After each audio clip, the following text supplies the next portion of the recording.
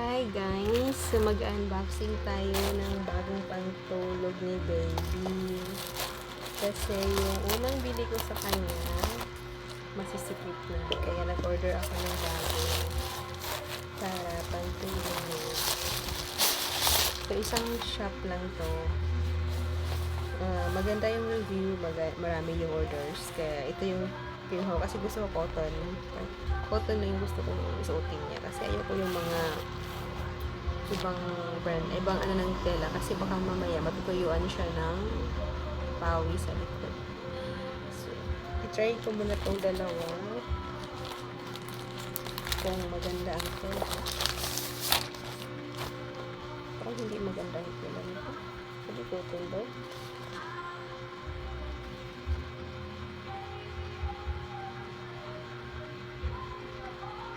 100% cotton nga naman nakalagay. Ay, 80%. 100% cotton. So, ito.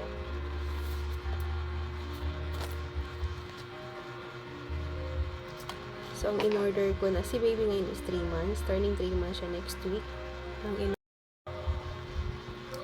Turning 3 months siya next week. Pero, yung mga damit niya, sobrang liit na sa kanya. Kaya nag-order ako ng,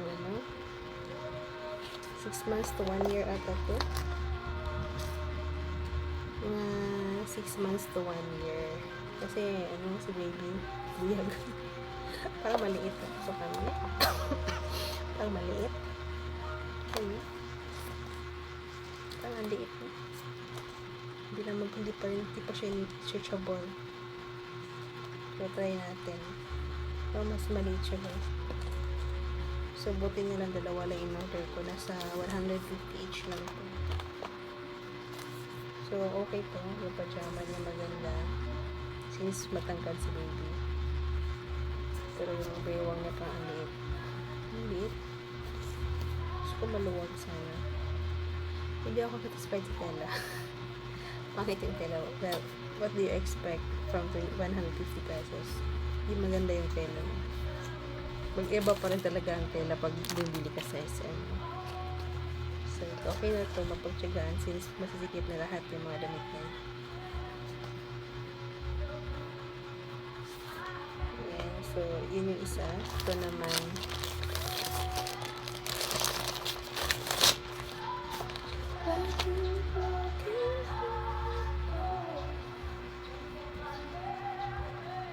So, ito yung isang design.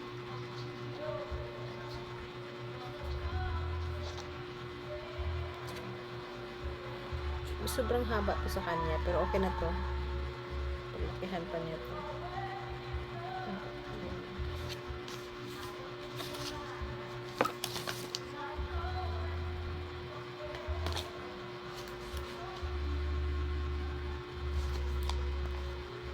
So, nakalagay nga 100% cotton, pero okay na to. Okay na lang to. Ang liit ng liig na. Parang nakasakan. Okay, buksan naman yung butones dito. So, ito yung isang set niya.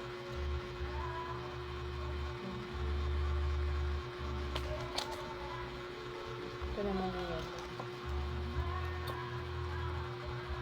So, labhan ko na to para maisuot niya.